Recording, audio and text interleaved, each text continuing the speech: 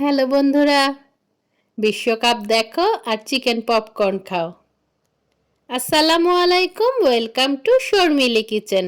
আজ আমি আপনাদের সঙ্গে শেয়ার করতে যাচ্ছি রেস্টুরেন্ট স্টাইলে চিকেন পপকর্ন রেসিপিটি করতে আমার কি উপকরণ লেগেছে এবং কিভাবে তৈরি করেছি চলুন তাহলে একসঙ্গে দেখে নেওয়া যাক। কুইক এবং ইজি রেসিপি।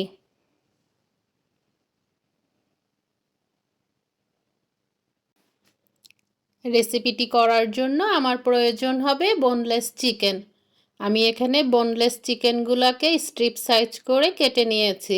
আমার পছন্দ অনুযায়ী আমি কেটে নিয়েছি, কেউ পছন্দ করলে কিউব সাইজও করে নিতে পারেন। আরও প্রয়োজন হবে আমার থেতলিয়ে নেওয়া কাঁচামরিচ, কর্নফ্লাওয়ার, গোলমরিচ, ডিম, বেসন, আদা রসুন বাটা, লবণ এবং সয়া সস। চিকেনগুলোকে আমি কেটে একটি মিক্সিং বোলে নিয়ে সব উপকরণগুলো একত্রে মাখিয়ে নেব। এই যে আমার চিকেনগুলোকে আমি কেটে নিয়েছি, এখন একটি মিক্সিং বোলে আমি চিকেনগুলো নিয়ে নেব।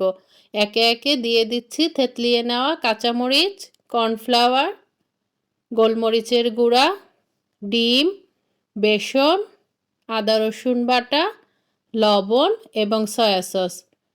সব উপকরণগুলো দিয়ে ভালো করে মিক্সড করে হাফ অ্যান আওয়ারের জন্য রেস্টে রেখে দেব। হাতে সময় থাকলে আরও বেশি সময় রাখা যেতে পারে, কিন্তু হাফ অ্যান আওয়ারই এনাফ।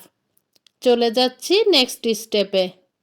এই যে ভালোভাবে মাখিয়ে হাফ অ্যান আওয়ারের জন্য রেস্টে রেখে দেব। খুব ভালোভাবে মিক্সিংটা করতে হবে, তাহলে আমার ভাজাটা খুব মুচমুচে হবে। এই যে হাফ অ্যান আওয়ারের জন্য এখন রেস্টে ঢেকে রেখে দেব। চলে যাচ্ছি ভাজাতে। পাত্রে আমি তেল গরম করে নিয়েছি, এবার ব্যাচ ওয়াইজ চিকেনগুলো ভেজে নেব। মিডিয়াম টু লো ফ্লেমে ভাজবো, তাহলে আমার ভাজাটা খুব সুন্দর হবে। এই যে আমি খুব সুন্দর করে দুই পাশটা মুচমুচে করে ভেজে নেব। হয়ে গেল আমার তৈরি রেস্টুরেন্ট স্টাইলে চিকেন পপকর্ন রেসিপি। এরকম মজার মজার রেসিপি পেতে চাইলে আমার চ্যানেলটিকে সাবস্ক্রাইব করে রাখতে পারেন।